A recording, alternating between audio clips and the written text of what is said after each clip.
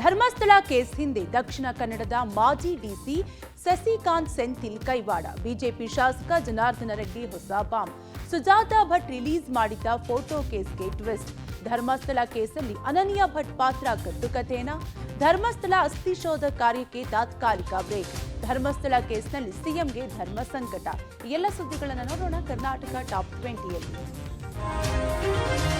ಸುಮಾರು ವರ್ಷಗಳ ಹಿಂದೆ ನನ್ನ ಮಗಳು ನಾಪತ್ತೆಯಾಗಿದ್ದಾಳೆ ಅಂತೇಳಿ ತಾಯಿ ಸುಜಾತಾ ಭಟ್ ರಿಲೀಸ್ ಮಾಡಿದ ಫೋಟೋ ಪ್ರಕರಣಕ್ಕೆ ಮತ್ತೊಂದು ಟ್ವಿಸ್ಟ್ ಸಿಕ್ಕಿದೆ. ಬೆಂಗಳೂರಿನ ರಂಗಪ್ರಸಾದ್ ಎಂಬುವರ ಮನೆಯಲ್ಲಿ ಸುಜಾತಾ ಭಟ್ ಕೇರ್ ಟೇಕರ್ ಆಗಿರ್ತಾರೆ. 2007ರಲ್ಲಿ ಅನಾರೋಗ್ಯದಿಂದ ಮೃತಪಟ್ಟ ರಂಗಪ್ರಸಾದ್ ಸೊಸೆ ವಾಸಂತಿ ಸಾವನ್ನಪ್ಪಿದ್ರು. ಈ ವಾಸಂತಿ ಫೋಟೋವನ್ನೇ ಅನನ್ಯ ಭಟ್ ಅಂತೇಳಿ ಸುಜಾತಾ ಭಟ್ ರಿಲೀಸ್ ಮಾಡಿದ್ದಾರೆ ಅಂತ ಚರ್ಚೆ ಆಗ್ತಿದೆ. ಈ ಬೆನ್ನಲ್ಲೇ ಸುಜಾತಾ ಭಟ್ ಜಾಡು ಪತ್ತೆಗೆ ಮುಂದಾದಂತಹ ಎಸ್ಐಟಿ ಈ ಹಿಂದೆ ವಾಸವಿದ್ದ ಶಿವಮೊಗ್ಗದ ರಿಪ್ಪನ್ಪೇಟೆ ನಿವಾಸಕ್ಕೆ ಭೇಟಿ ಕೊಟ್ಟು ವಿಚಾರಣೆಯನ್ನ ಮಾಡಿದ್ದಾರೆ. ರಿಪ್ಪನ್ಪೇಟೆಯಲ್ಲಿ 1999ರಿಂದ 2007ರವರೆಗೂ ಕೂಡ ಸುಜಾತಾ ಭಟ್ ವಾಸವಾಗಿರ್ತಾರೆ. ಪ್ರಭಾಕರ್ ಬಾಳಿಗ ಅನ್ನೋರ ಜೊತೆಗೆ ಲಿವಿಂಗ್ ರಿಲೇಶನ್ಶಿಪ್ ನಲ್ಲಿದ್ದ ಸುಜಾತಾ ಭಟ್ಗೆ ಮಕ್ಕಳೇ ಇರಲಿಲ್ವಂತೆ. ದಂಪತಿ ನಾಯಿಗಳನ್ನೇ ಮಕ್ಕಳಂತೆ ಸಾಕ್ತಾ ಇದ್ರು ಅಂತ ಹೇಳಿ ರಿಪ್ಪನ್ಪೇಟೆಯ ಸುಜಾತಾ ಭಟ್ ಮನೆಯ ನೆರೆಹೊರೆಯವರು ಪಬ್ಲಿಕ್ ಟಿವಿಗೆ ಮಾಹಿತಿ ಕೊಟ್ಟಿದ್ದಾರೆ.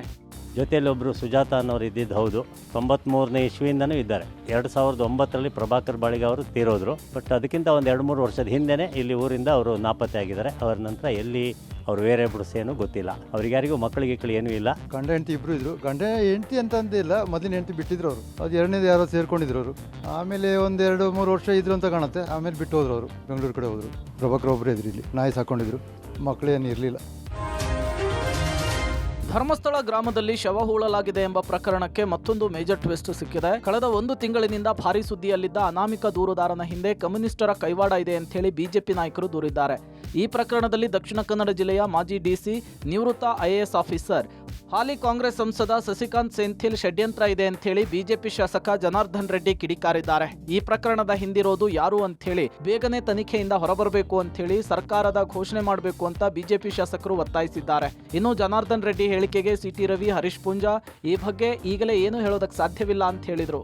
ಇವತ್ತು ಸಸಿಕಾಂತ್ ಸೆಂಥಿಲ್ ದೇಶ ಒಡೆಯೋದಕ್ಕೆ ಇವತ್ತು ಕಾಂಗ್ರೆಸ್ ಪಕ್ಷದ ಮೂಲಕ ಆ ಎಡಪಂಥಿ ವಿಚಾರಧಾರೆ ಇರುವಂತ ಸಸಿಕಾಂತ್ ಸೆಂಥಿಲ್ ಒಬ್ಬ ಅನಾಮಧೇಯ ವ್ಯಕ್ತಿಯನ್ನು ಮುಸುಕುದಾರಿ ರೂಪದಲ್ಲಿ ತಲೆಯಲ್ಲಿ ಬುರುಡಿಯನ್ನು ಕೊಟ್ಟು ಇವತ್ತು ನಮ್ಮ ಸರ್ಕಾರ ರಚನೆ ಮಾಡಿರುವಂತ SIT ಮೂಲಕ ಇವತ್ತು ಯಾವುದೇ ಸತ್ಯ ಹೊರಗಡೆ ಬರದೇ ಇರುವಂತ ಸ್ಥಿತಿಯಲ್ಲಿ ಇವತ್ತು ಸರ್ಕಾರನೇ ನಗೆಪಾಟ್ಲಿಗೆ ಈಡಾಗಿರುವಂತ ಒಂದು ವಿಚಾರ.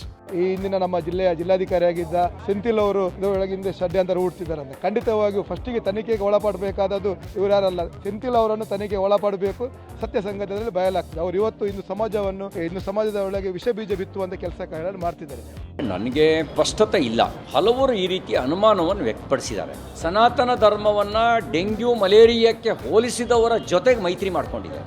ಆ ಕಾಯಿಲೆ ಇವರಿಗೂ ಅಂಟಿರಬಹುದು. ಆ ಕಾಯಿಲೆಯನ್ನ ಇಲ್ಲಿಗೂ ಹರಡುವ ಪ್ರಯತ್ನ ನಡೆದಿರಬಹುದು ಅನ್ನೋದು ನನ್ನ ಅನುಮಾನ. ಧರ್ಮಸ್ಥಳ ಗ್ರಾಮದಲ್ಲಿ ಶವ ಹೊತ್ತಿಟ್ಟ ಪ್ರಕರಣ ಟ್ವಿಸ್ಟ್ ಮೇಲೆ ಟ್ವಿಸ್ಟ್ ಸಿಗುತ್ತಾ ರೋಚಕತೆಯ ಘಟ್ಟ ತಲುಪ್ತಾ ಇದೆ. ನಿನ್ನೆಯಿಂದ ಧರ್ಮಸ್ಥಳ ಮತ್ತು SIT ತನಿಖೆಯ ಬಗ್ಗೆ ವಿಧಾನಸೌಧದಲ್ಲಿ ಭಾರಿ ಚರ್ಚೆ ಮತ್ತು ವಾಕ್ಸಮರಕ್ಕೆ ಕಾರಣವಾಗಿದೆ.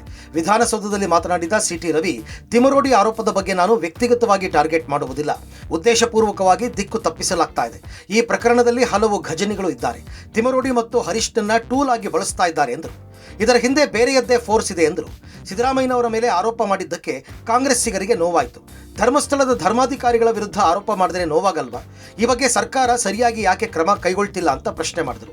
ದೂರುದಾರನ ಮಂಪರು ಪರೀಕ್ಷೆ ಕೂಡಲೇ ನಡೆಯಬೇಕು ಅಂತ ಆಗ್ರಹಿಸಿದರು. ಇತ್ತ ಬಿಜೆಪಿ ಶಾಸಕ ಭರತ್ ಶೆಟ್ಟಿ ಮಾತನಾಡಿ, ತರಾತುರಿಯಲ್ಲಿ ಸರ್ಕಾರ SIT ರಚನೆ ಯಾಕೆ ಮಾಡಿತು? ಷಡ್ಯಂತ್ರ ಮಾಡಿದ್ದು ಯಾರು ಎಂಬ ಬಗ್ಗೆ ಸರ್ಕಾರ ಉತ್ತರ ನೀಡಬೇಕು ಅಂತ ಆಗ್ರಹಿಸಿದರು. ಇದ್ರ ಹಿಂದ್ಗಡೆ ಬೇರೆನೇ ಫೋರ್ಸ್ ಇದೆ. ಮಾನ್ಯ ಮುಖ್ಯಮಂತ್ರಿ ಸಿದ್ದರಾಮಯ್ಯನವ್ರ ಮೇಲೆ ಆರೋಪ ಮಾಡ್ತಿದ್ದಂಗೆನೆ ನೋವಾಯ್ತು ಕಾಂಗ್ರೆಸ್ಸಿಗರಿಗೆ. ಧರ್ಮಾಧಿಕಾರಿಗಳ ವಿರುದ್ಧ ಆರೋಪ ಮಾಡಿದಾಗ ಅದೇ ಆಕ್ರೋಶ ಪ್ರಕಟ ಆಗಬೇಕಿತ್ತಲ್ಲ. ಅಲ್ಲಿ ಸಿಕ್ಕಿರುವಂತ ಇನ್ಫಾರ್ಮೇಶನ್ ಪ್ರಕಾರ ಬಹುತೇಕ ಸುಳ್ಳು ಆರೋಪ ಮಾಡಿದ್ದಾರೆ ಅಂತಕ್ಕಂಥದ್ದು ಸ್ಪಷ್ಟ ಆಗುತ್ತೆ. ಹಂಗಾಗೇನೆ ನಾವು ಹೇಳ್ತಾ ಇದೀವಿ, ದೂರುದಾರನ ಮಂಪರ ತನಿಖೆಗೆ ಒಳಪಡಿಸಿ. SIT ಏನು ರಚನೆ ಆಗಿದೆ, ಅದು ಇನ್ವೆಸ್ಟಿಗೇಷನ್ ಮಾಡುವ ಯಾವುದೇ ಏಜೆನ್ಸಿ ಬಗ್ಗೆ ನಮ್ಗೆ ಸಮಸ್ಯೆ ಇಲ್ಲ. ಆದರೆ SIT ತನಿಖೆ ಆದ ಬಗೆ, ಅದ್ರ ಹಿಂದೆ ತರಾತುರಿಯಲ್ಲಿ ಯಾಕೆ ಮಾಡಿದ್ರು, ಇದರ ಹಿಂದೆ ಯಾರದೆಲ್ಲ ಕೈವಾಡ ಇದೆ, ಷಡ್ಯಂತ್ರ ಇದೆ ಅನ್ನುವ ಮಾತನ್ನ ಡೆಪ್ಯೂಟಿ ಚೀಫ್ ಮಿನಿಸ್ಟರ್ ಏನು ಹೇಳ್ತಾ ಇದ್ದಾರೆ, ಖಂಡಿತ ನಾವು ಅದನ್ನು ಒಪ್ತೇನೆ. ಷಡ್ಯಂತ್ರ ಇದೆ.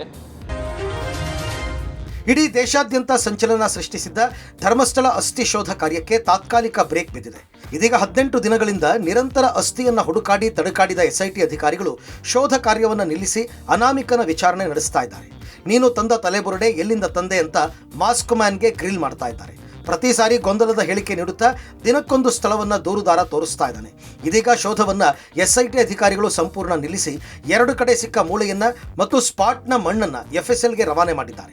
FSL ವರದಿ ಬರುವವರೆಗೂ ಶೋಧ ಕಾರ್ಯವನ್ನು ಸ್ಥಗಿತ ಮಾಡಲಾಗಿದೆ ಎನ್ನಲಾಗಿದ್ದು, ಇನ್ನು ಮುಂದೆ ಎಸ್ಐಟಿ ಅಧಿಕಾರಿಗಳು ವಿವಿಧ ಆಯಾಮದ ತನಿಖೆ ನಡೆಸಲಿದ್ದು, ಮುಖ್ಯವಾಗಿ ಮಾಸ್ಕ್ ಮ್ಯಾನ್ ಹಿಂದೆ ಬೇರೆಯವರು ಯಾರಿದ್ದಾರೆ, ಆತನ ಮೂಲ, ತಲೆಬುರುಡೆ ಹಿಂದಿನ ರಹಸ್ಯದ ಬಗ್ಗೆ ತನಿಖೆ ನಡೆಸುವ ಸಾಧ್ಯತೆ ಇದೆ ಅಂತ ಹೇಳಲಾಗ್ತಾ ಇದೆ. ಧರ್ಮಸ್ಥಳದಲ್ಲಿ ಶವಗಳ ಹೂತಿಟ್ಟ ಪ್ರಕರಣದ ಬಗ್ಗೆ ರಾಜಕೀಯ ವಲಯದಲ್ಲಿ ವಾಕ್ಸಮರವೇ ನಡೀತಾ ಇದೆ. ಇದರಿಂದ ಸಿಎಂ ಸಿದ್ದರಾಮಯ್ಯ ಈ ವಿಚಾರದಲ್ಲಿ ಎಚ್ಚರಿಕೆಯ ಹೆಜ್ಜೆ ಇಡಲು ತೀರ್ಮಾನ ಮಾಡಿದ್ದಾರೆ. ತಮ್ಮ ಪಕ್ಷದ ನಾಯಕರಿಗೂ ಈ ವಿಚಾರದಲ್ಲಿ ಅವಸರದ ಹೇಳಿಕೆಗಳು ಬೇಡ, ತನಿಖೆ ಸಂಪೂರ್ಣಗೊಳ್ಳಲಿ ಅಂತ ಎಚ್ಚರಿಕೆಯ ಮಾತುಗಳನ್ನು ಹೇಳಿದ್ದಾರೆ ಅಂತ ತಿಳಿದು ಬಂದಿದೆ. ಪ್ರಕರಣದ ತನಿಖೆಗಾಗಿ ಎಸ್ಐಟಿ ರಚನೆಯಾಗಿದೆ.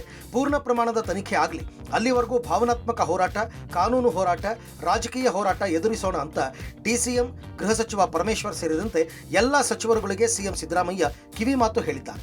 ಹೀಗಾಗಿ ಧರ್ಮಸ್ಥಳ ಕೇಸ್ ತನಿಖಾ ಪ್ರಗತಿ ವಿಚಾರದಲ್ಲಿ ಸಿಎಂ ಮೌನ ವಹಿಸಿದ್ದು, ಈ ವಿಚಾರದಲ್ಲಿ ಸಣ್ಣ ತಪ್ಪಾದರೂ ನಮ್ಮ ಮೇಲೆ ಜನರು ನಂಬಿಕೆ ಕಳ್ಕೊಂಡ್ಬಿಡ್ತಾರೆ ಅಂತ ಎಚ್ಚರ ವಹಿಸಿ ಅಂತ ಕಿವಿ ಮಾತು ಹೇಳಿದ್ದಾರೆ ಅಂತ ಹೇಳಲಾಗ್ತಾ ಇದೆ. ಧರ್ಮಸ್ಥಳದ ಹೆಸರಿಗೆ ಅಪಪ್ರಚಾರ ಮಾಡ್ತಾ ಇದ್ದಾರೆ ಅಂತ ಕೇಸರಿ ಪಡೆ ಧರ್ಮಸ್ಥಳ ಚಲೋ ಬೆನ್ನಲ್ಲೇ ಕಾಂಗ್ರೆಸ್ ಶಾಸಕರಿಂದ ಧರ್ಮಸ್ಥಳ ಚಲೋಗೆ ಸಿದ್ಧತೆ ನಡೆಸಿದ್ದಾರೆ. ಕಾಂಗ್ರೆಸ್ ಮೇಲಿನ ಡ್ಯಾಮೇಜ್ ಕಂಟ್ರೋಲ್ಗಾಗಿ 20ಕ್ಕೂ ಹೆಚ್ಚು ಕಾಂಗ್ರೆಸ್ ಶಾಸಕರಿಂದ ತಮ್ಮ ತಮ್ಮ ಕ್ಷೇತ್ರದಿಂದ ಧರ್ಮಸ್ಥಳ ಚಲೋ ನಡೆಸಲು ತಯಾರಿ ಮಾಡಿಕೊಂಡಿದ್ದಾರೆ ಎನ್ನಲಾಗಿದೆ. ಅಧಿವೇಶನ ಮುಗಿದ ಬಳಿಕ ತಮ್ಮ ಕ್ಷೇತ್ರ ಮಟ್ಟದಿಂದ ಪ್ರತ್ಯೇಕವಾಗಿ ಧರ್ಮಸ್ಥಳ ಚಲೋ ನಡೆಸಿ ವಿಪಕ್ಷಗಳಿಗೆ ಟಾಂಗ್ ನೀಡಲು ಸಿದ್ಧತೆ ನಡೆಸಿದ್ದಾರೆ. ಈಗಾಗಲೇ ಧರ್ಮಸ್ಥಳದ ವಿಚಾರದಲ್ಲಿ ವಿಪಕ್ಷಗಳಿಂದ ಸರ್ಕಾರದ ವಿರುದ್ಧ ಆರೋಪ ಮಾಡುತ್ತಿರುವ ಹಿನ್ನೆಲೆಯಲ್ಲಿ ಡ್ಯಾಮೇಜ್ ಕಂಟ್ರೋಲ್ಗೆ ಶನಿವಾರ ಅಥವಾ ಭಾನುವಾರ ಧರ್ಮಸ್ಥಳ ಜಾಥಾ ಕೈಗೊಂಡಿದ್ದಾರೆ ಎನ್ನಲಾಗಿದೆ. ಉತ್ತರ ಕರ್ನಾಟಕ, ಕೊಡಗು, ಮಲೆನಾಡು ಮತ್ತು ದಕ್ಷಿಣ ಕನ್ನಡ ಸೇರಿದಂತೆ ರಾಜ್ಯದ ಹಲವೆಡೆ ಮುಂಗಾರು ಮಳೆಯ ಆರ್ಭಟ ಜೋರಾಗಿದೆ. ಕರ್ನಾಟಕದ ಜೀವ ನದಿಗಳಾದ ಕಾವೇರಿ, ತುಂಗಭದ್ರಾ, ಶರಾವತಿ, ನೇತ್ರಾವತಿ, ಕೃಷ್ಣಾ ಸೇರಿದಂತೆ ರಾಜ್ಯದ ಹಲವು ನದಿಗಳು ಉಕ್ಕಿ ಹರಿಯುತ್ತಿವೆ. ಮಹಾರಾಷ್ಟ್ರದ ಪಶ್ಚಿಮ ಘಟ್ಟದಲ್ಲಿ ಭಾರಿ ಮಳೆ ಆಗ್ತಾ ಇರುವ ಹಿನ್ನೆಲೆಯಲ್ಲಿ ಯಾದಗಿರಿ ಜಿಲ್ಲೆಯ ಹುಣಸಗಿ ತಾಲೂಕಿನ ಬಸವಸಾಗರ ಡ್ಯಾಂನಿಂದ ಕೃಷ್ಣಾ ನದಿಗೆ ಭಾರಿ ಪ್ರಮಾಣದ ನೀರನ್ನು ಹರಿಸಲಾಗಿದೆ. ಬಸವಸಾಗರ ಜಲಾಶಯದಿಂದ 30 ಗೇಟ್ ಓಪನ್ ಮಾಡಿ 1,60,741 ಕ್ಯೂಸೆಕ್ ನೀರನ್ನು ಬಿಡುಗಡೆ ಮಾಡಲಾಗಿದೆ. ಕೃಷ್ಣಾ ನದಿ ತೀರದಲ್ಲಿ ಪ್ರವಾಹ ಆತಂಕ ಇದ್ದು, ನದಿ ತೀರದ ಜನರು ಬೇರೆಡೆಗೆ ತೆರಳುವಂತೆ ಅಧಿಕಾರಿಗಳು ಸೂಚಿಸಿದ್ದಾರೆ. ಇನ್ನು ಶಿವಮೊಗ್ಗದ ಶರಾವತಿ ನದಿ ಜಲಾನಯನ ಭಾಗದಲ್ಲಿ ಭಾರಿ ಮಳೆಯಾಗ್ತಿರುವ ಹಿನ್ನೆಲೆಯಲ್ಲಿ ಲಿಂಗನಮಕ್ಕಿ ಜಲಾಶಯಕ್ಕೆ ಭಾರಿ ಪ್ರಮಾಣದ ನೀರು ಹರಿದು ಬರ್ತಾ ಇದೆ. ಇದರಿಂದ ಡ್ಯಾಂನಿಂದ 20,000 ಕ್ಯೂಸೆಕ್ ನೀರನ್ನು ಹೊರಕ್ಕೆ ಬಿಡಲಾಗಿದೆ. ಅಣೆಕಟ್ಟು ಕೆಳಭಾಗದಲ್ಲಿರುವ ಸಾರ್ವಜನಿಕರಿಗೆ ಪ್ರವಾಹ ಸಾಧ್ಯತೆ ಇದೆ ಅಂತ ಎಚ್ಚರಿಕೆ ನೀಡಲಾಗಿದೆ. ಇನ್ನು ಬೆಳಗಾವಿಯ ನವಿಲು ತೀರ್ಥ ಡ್ಯಾಂ ಭರ್ತಿಯಾಗಿರುವ ಹಿನ್ನೆಲೆಯಲ್ಲಿ 10,000 ಕ್ಯೂಸೆಕ್ ನೀರನ್ನು ಹೊರಬಿಡಲಾಗಿದೆ. ನವಿಲು ತೀರ್ಥ ಡ್ಯಾಂ ಕೆಳಭಾಗದ ಮುನವಳ್ಳಿ ಬಳಿಯ ಸಂಪರ್ಕ ಸೇತುವೆ ಸಂಪೂರ್ಣ ಮುಳುಗಡೆಗೊಂಡಿದ್ದು, ಮಲಪ್ರಭಾ ನದಿ ಪಾತ್ರದ ಜನರು ಜಾನುವಾರು ಸಮೇತ ಸುರಕ್ಷಿತ ಸ್ಥಳಕ್ಕೆ ತೆರಳುವಂತೆ ಜಿಲ್ಲಾಡಳಿತ ಸೂಚನೆ ನೀಡಿದೆ. ಬಂಗಾಳಕೊಲ್ಲಿಯಲ್ಲಿ ವಾಯುಭಾರ ಕುಸಿತ ಹಿನ್ನೆಲೆಯಲ್ಲಿ ರಾಜ್ಯದ ಹಲವೆಡೆ ಮುಂಗಾರು ಮಳೆ ಅಬ್ಬರಿಸಿ ಬೊಬ್ಬೆರಿಯುತ್ತಿದೆ. ಬೆಂಗಳೂರು, ಮಂಡ್ಯ, ಮೈಸೂರು, ಕೊಡಗು, ಹಾವೇರಿ, ಬೆಳಗಾವಿ ಸೇರಿದಂತೆ ಹಲವೆಡೆ ಮಳೆಯಿಂದ ಅನೇಕ ಅವಾಂತರಗಳು ಸೃಷ್ಟಿಯಾಗಿದೆ. ಮಂಡ್ಯದ ಕೆಆರ್ಎಸ್ನಿಂದ ಅಧಿಕ ಪ್ರಮಾಣದ ನೀರು ಬಿಟ್ಟಿರೋದ್ರಿಂದ ಕಾವೇರಿ ಜಲಾನಯನ ಪ್ರದೇಶದಲ್ಲಿ ಪ್ರವಾಹ ಭೀತಿ ಎದುರಾಗಿದೆ. ಕೊಳ್ಳೇಗಾಲದ 10ಕ್ಕೂ ಹೆಚ್ಚು ಗ್ರಾಮಗಳ ಜಮೀನು ಸಂಪೂರ್ಣ ಜಲಾವೃತಗೊಂಡಿದೆ. ಕೆಆರ್ಎಸ್ನಿಂದ ಹೊರಹರಿವು ಮತ್ತಷ್ಟು ಹೆಚ್ಚಾದರೆ ಮನೆಗಳು ಕೂಡ ಜಲಾವೃತವಾಗುವ ಸಾಧ್ಯತೆ ಇದೆ. ಈಗಾಗಲೇ ನದಿ ಪಾತ್ರದಲ್ಲಿರುವ ಜನ ನದಿಗಿಳಿಯದಂತೆ ಸೂಚನೆ ನೀಡಲಾಗಿದೆ. ಕಾವೇರಿ ಮತ್ತು ಕಬಿನಿಯಿಂದ 1 ಲಕ್ಷ ಕ್ಯೂಸೆಕ್ಕೂ ಹೆಚ್ಚು ನೀರನ್ನು ಹೊರಬಿಟ್ಟಿರೋದ್ರಿಂದ ಕೊಳ್ಳೇಗಾಲ ತಾಲೂಕಿನ ಹಂಪಾಪುರ, ಹರಳೆ, ಹೊಸ ಹಂಪಾಪುರ, ದಾಸನಪುರ ಗ್ರಾಮಗಳು ಮುಳುಗಡೆಯಾಗುವ ಸಾಧ್ಯತೆ ಇದೆ. ಇನ್ನು ಹಾವೇರಿ ಜಿಲ್ಲೆಯಲ್ಲೂ ಕೂಡ ಮಳೆಯ ಅಬ್ಬರ ಜೋರಾಗಿದ್ದು, ಹಾನಗಲ್ ತಾಲೂಕಿನ ಶಾಡಗುಪ್ಪಿ ಗ್ರಾಮದಲ್ಲಿ ಮಳೆಗೆ ಮನೆ ಗೋಡೆಯೊಂದು ಕುಸಿದು ಬಿದ್ದು ಮನೆಯಲ್ಲಿದ್ದ ಜನರು ಪ್ರಾಣಾಪಾಯದಿಂದ ಪಾರಾಗಿದ್ದಾರೆ. ಮನೆ ಸಂಪೂರ್ಣ ಹಾನಿಯಾಗಿದ್ದು, ಮನೆಯ ಮಂದಿ ಬೀದಿಗೆ ಬಿದ್ದಿದ್ದಾರೆ. ಮನೆ ಕಳೆದುಕೊಂಡ ಸಂತ್ರಸ್ತರಿಗೆ ಸೂಕ್ತ ಪರಿಹಾರ ನೀಡುವಂತೆ ಜಿಲ್ಲಾಡಳಿತಕ್ಕೆ ಸಂತ್ರಸ್ತರು ಮನವಿ ಮಾಡಿದ್ದಾರೆ. ಉತ್ತರ ಕನ್ನಡ, ದಕ್ಷಿಣ ಕನ್ನಡ ಹಾಗೂ ಚಿಕ್ಕಮಗಳೂರು ಜಿಲ್ಲೆಯಲ್ಲಿ ನಿರಂತರ ಭಾರೀ ಗಾಳಿ ಮಳೆ ಅಬ್ಬರ ಹೆಚ್ಚಾಗಿದೆ. ಚಿಕ್ಕಮಗಳೂರು ಜಿಲ್ಲೆಯಲ್ಲಿ ಒಂದೇ ದಿನಕ್ಕೆ 165 ಮಿಲಿಮೀಟರ್ ಮಳೆ ಬಿದ್ದಿದ್ದು, ಮಲೆನಾಡಿನ ಜನತೆಯ ಜನಜೀವನ ಅಸ್ತವ್ಯಸ್ತಗೊಂಡಿದೆ. ಮೂಡಿಗೆರೆ ತಾಲೂಕಿನ ಕೊಟ್ಟಿಗೆಹಾರ, ಚಾರ್ಮಡಿ ಘಾಟ್, ಬಾಳೂರು, ಬಣಕಲ್ ಭಾಗದಲ್ಲಿ ಭಯಂಕರ ಗಾಳಿಯೊಂದಿಗೆ ಮಳೆ ಬೀಳ್ತಾ ಇದ್ದು, ಈ ಭಾಗದ ರೈತರು ಬೆಳೆದ ಕಾಫಿ, ಮೆಣಸು ಬೆಳೆಗಳು ಸಂಪೂರ್ಣ ನೆಲಕಚ್ಚಿದೆ. ಇನ್ನು ಗಾಳಿಯೊಂದಿಗೆ ಮಳೆ ಬೀಳ್ತಾ ಇರುವ ಹಿನ್ನೆಲೆಯಲ್ಲಿ ಚಾರ್ಮಡಿ ಘಾಟ್ನಲ್ಲಿ ಭಾರಿ ವಾಹನಗಳು ಸಂಚರಿಸಲಾಗದೆ ನಿಂತಲ್ಲೇ ನಿಂತಿವೆ. ಇನ್ನು ಉತ್ತರ ಕನ್ನಡ ಜಿಲ್ಲೆಯ ಕಾರವಾರದ ಮುಖ್ಯ ಕಡಲ ತೀರದಲ್ಲಿ ಮೀನುಗಾರರ ದೋಣಿಯೊಂದು ಮುಳುಗಿ ಹೋಗಿದೆ. ದೋಣಿಯಲ್ಲಿದ್ದ ಮೀನುಗಾರರನ್ನು ರಕ್ಷಣೆ ಮಾಡಲಾಗಿದೆ. ಮೀನುಗಾರಿಕೆಗೆ ನಿಷೇಧ ಇದ್ದರೂ ಸಾಂಪ್ರದಾಯಿಕ ಮೀನುಗಾರಿಕೆಗೆ ತೆರಳಿದ ಮೀನುಗಾರರ ತಂಡ ಭಾರೀ ಮಳೆ ಗಾಳಿಗೆ ಸಿಲುಕಿ ದೋಣಿ ಮುಳುಗಡೆಯಾಗಿದೆ. ಕಾವೇರಿ ಜಲಾನಯನ ಪ್ರದೇಶದಲ್ಲಿ ಭಾರಿ ಮಳೆಯಾಗ್ತಾ ಇದ್ದು ಕೆಆರ್ಎಸ್ ಡ್ಯಾಂ ಭರ್ತಿಯಾಗಿದ್ದು ಹೆಚ್ಚುವರಿ ನೀರನ್ನ ನದಿಗೆ ಹರಿಸಲಾಯಿತು. ಕೆಆರ್ಎಸ್ ಡ್ಯಾಂನಿಂದ ಕಾವೇರಿ ನದಿಗೆ 91,000 ಕ್ಯೂಸೆಕ್ ಅಧಿಕ ಪ್ರಮಾಣದಲ್ಲಿ ನೀರನ್ನು ಹರಿಸಲಾಗಿದೆ. ಇದರಿಂದ ಶ್ರೀರಂಗಪಟ್ಟಣದ ಐತಿಹಾಸಿಕ ವೆಲ್ಲೆಸ್ಲಿ ಸೇತುವೆ ಇದೀಗ ಮುಳುಗಡೆಯ ಹಂತಕ್ಕೆ ತಲುಪಿದೆ. 221 ವರ್ಷದ ಹಳೆಯದಾದ ವೆಲ್ಲೆಸ್ಲಿ ಸೇತುವೆ ಮೇಲೆ ಮುನ್ನೆಚ್ಚರಿಕಾ ಕ್ರಮವಾಗಿ ಸಂಚಾರ ನಿರ್ಬಂಧಿಸಲಾಗಿದೆ. ಕೆಆರ್ಎಸ್ ಅಣೆಕಟ್ಟೆಯಿಂದ ಏಕಾಏಕಿ 91,000 ಕ್ಯೂಸೆಕ್ ನೀರು ಹೊರಬಿಟ್ಟಿರುವ ಹಿನ್ನೆಲೆಯಲ್ಲಿ ಕಾವೇರಿ ನದಿ ಪಾತ್ರದ ಜನರಿಗೆ ಪ್ರವಾಹದ ಭೀತಿ ಎದುರಾಗಿದೆ. ಕೆಆರ್ಎಸ್ನಿಂದ ಬಿಟ್ಟಿರುವ ನೀರು ಭೋರ್ಗರೆದು ಹರಿಯುತ್ತಿರುವ ದೃಶ್ಯ ರಮಣೀಯವಾಗಿದ್ದು ಕಂಡುಬಂತು.